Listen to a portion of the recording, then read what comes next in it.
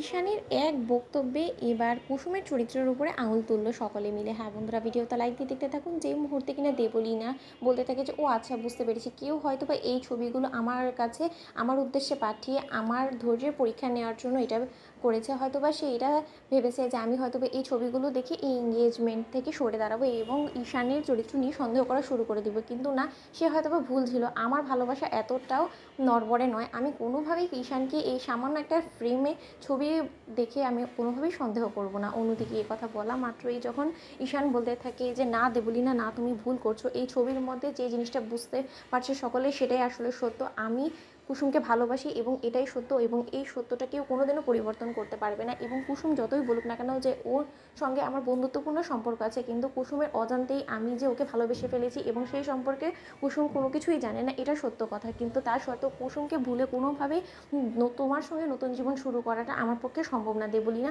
অন্যদিকে যখন দেবলীনা বলতে থাকে যে ঈশান তুমি সব কী বলছো বলো তো, সকলে আমাদের দিকেই তাকিয়ে আছে এবং তুমি আজকের দিনটা কি বেছে নিলে এই সকল প্র্যাঙ্ক করার জন্য, বলো তো এটা নিশ্চয়ই তোমার কাছে, তাই তো? অন্যদিকে যখন ইন্দ্রাণী বলতে থাকে যে ঈশান এটা কী রকমের অসভ্যতাম বলো তো, তুমি কেন দেবলীনাকে সকলের সামনে এরকম করে অপমান অপদস্থ করছো বলো তো, এতে করে দেবলীনার ইমেজটা কতটা ডাউন হয়ে যাচ্ছে তুমি সেটা পুরো ভেবে দেখেছো?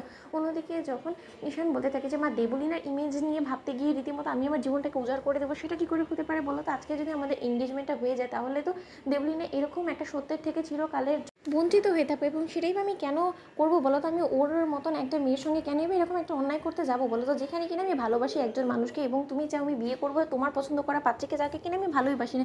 সেটা আমার আর যাই হোক না কেন আমার পক্ষে তো কোনোভাবেই সম্ভব না। অন্যদিকে যখন আয়ুষ গিয়ে ঈশানের কলার চেপে ধরে বলতে থাকে যে ঈশান তুই সব কী বলছিস বলতো, তুই কেন সকলের সামনে এরকম করে সিন ক্রিয়েট করে মাকে সকলের চোখে ছোট করে দেওয়ার চেষ্টা করছিস বলতো, তুই কী বলার চেষ্টা করছিস? অন্যদিকে ঈশান বলতে থাকে যে ভাইদা আমি সেই জবে থেকে মা আমার দেবলীনার সঙ্গে বিয়ে ঠিক করেছে তখন থেকে আমি তোদের সকলকে বোঝানোর চেষ্টা করছি যে আমি কোনো মতেই দেবলীনাকে অ্যাকসেপ্ট করতে চাই না, কারণ আমি দেবলীনাকে ভালোই বাসি না এবং কোনো দিনও আমি দেবলীনাকে আমার জীবনসঙ্গী করার কথা স্বপ্নেও আনিনি। তাহলে ওর সঙ্গে আমি কী করে জীবনটা কাটাবো বলতো? আমি কিনা যাকে ভালোবাসি, যার সঙ্গে কিনা আমার মিশতে ভালো লাগে, আমি তো অবশ্যই তাকে আমার জীবনসঙ্গী করতে চাইবো, এবং তার থেকেও বড় কথা আমি যাকে ভালোবাসি আমি তো নিশ্চয়ই তার হাতেই ধরতে চাইবো, তাই না? তাহলে আমি যদি কুসুমকে ভালোবেসে থাকি এবং আমি কোনো মতেই জানতে চাই না যে ওর আসল পরিচয়টা কী বা ওর স্ট্যান্ডার্ডটা কী, আমার মূলত কথা একটাই যে আমি কুসুমকে ভালোবাসি এবং দ্যাটস ইট, এর থেকে বেশি কোনো এক্সপ্লেনেশন আমি কাউকে দিতে অন্তত রাজি না। অন্যদিকে যখন আয়ুষ বলতে থাকে যে ঈশান আই উইল কিল ইউ, তুই কিন্তু এখনও পর্যন্ত আমার ধৈর্যের পরীক্ষা নিয়ে যাচ্ছিস, আমার ধৈর্যের বাঁধ ভেঙে গেলে কিন্তু ঈশান আমার থেকে খারাপ কেউ হবে না। অন্যদিকে ঈশান বলতে থাকে যে কী করবি ভাইটা, কী করবি?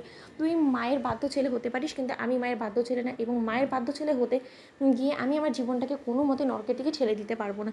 অন্যদিকে যখন দেবলীনার মম বলতে থাকি যে ইন্দ্রাণী ঈশান এসব কী বলছে ভুলভাল, আমি তো কিছুই বুঝতে পারছি না। তো বন্ধুরা লাইক এন্ড শেয়ার করো, সাবস্ক্রাইব করো।